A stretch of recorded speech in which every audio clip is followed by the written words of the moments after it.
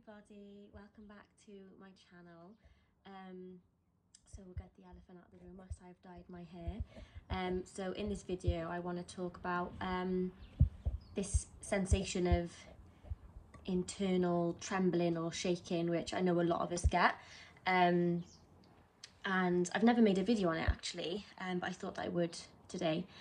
So I first got this only recently actually. It was when I was pregnant with my son, so about like 7 months ago, and I was getting it sort of like in my stomach, this like internal just tingling. It was just a weird sensation. I didn't like it because I've never had anything like that before. And then I was getting it in my chest, and it literally felt like it was my heart, like my heart was tingling. It's such a hard feeling to describe, but that's kind of how it felt, and it really bothered me and stressed me out because, like I said, I'd never experienced anything like that before. Obviously I'd had the twitching and the jerks and all of that, but the internal sort of tingling was very new to me. So it's only been recently that I've decided to do like a little bit of research on it and try to figure out what it was, because back then at the time I was in such a bad place that I was convinced that I was at the start of like Parkinson's or, you know, something awful like that. But yeah, now I've kind of read into it a little bit. It does make quite a bit of sense. So for people who do get that, we're usually highly anxious individuals, and it seems to be, from the research I've done, like, you know, somebody tell me if I'm wrong, but it seems to be adrenaline and cortisol,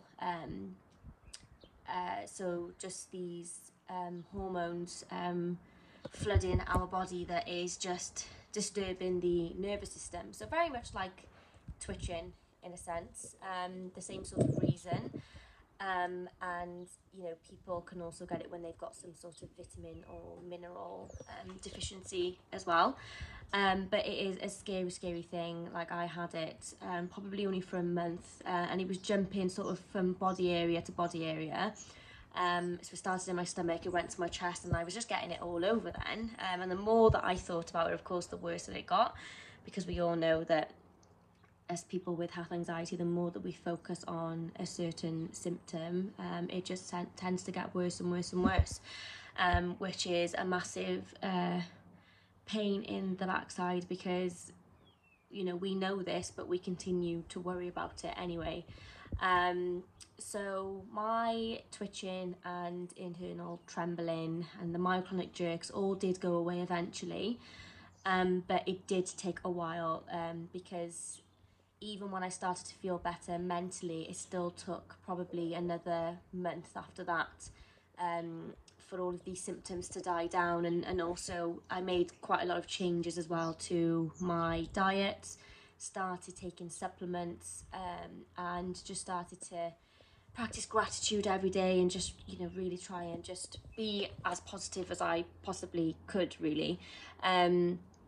Because for a lot of people, all of these sort of nervous system symptoms can stem from being deficient in something. So I always say to everybody, anyone who has like any neurological symptoms like twitching, tingling, numbness and all of that, obviously I know that us lot, we jump to the worst case scenario and we think, oh my gosh, you know, we've got this awful neurological disease or a brain tumour, but you know, it's highly likely that we might be deficient in something. And I always think it's a good idea as well to actually get a printout of your levels. And I say that not because I don't think you should trust the doctor, but purely because different labs use different parameters, and different labs will consider one number as deficient, whereas like another lab won't. So I think it's quite a good idea to just get them printed off, just so you know exactly what your numbers are. And you got to think as well is the doctors will only tell you if you're deficient in something, but you could still be on the lower end of something. So let's just say vitamin D, for example.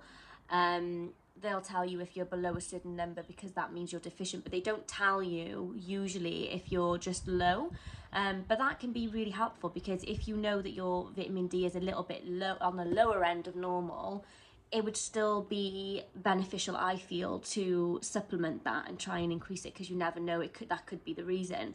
The same with magnesium and all of that, because when I had all of my blood tests done, they said to me everything came back normal apart from vitamin D, which I was deficient in, which a lot of us are deficient in. And when I actually asked to see my results, I saw that most of my levels were on the lower end of normal. So I just sort of took it upon myself, because I was having these internal tremblings and all of these weird symptoms, to supplement with all of the ones that I could see that I was on the lower end of normal, which was magnesium, calcium, and zinc and B12. And you know, it's hard for me to say and to completely pinpoint what it is that's made me feel this good. I imagine it's a combination of the diet changes that I've made, the supplements, and also just my mindset. Um, but every now and again, I still do get that internal trembling. Sometimes I'll be sat there and I get it on my leg, just randomly out of nowhere. But I just don't.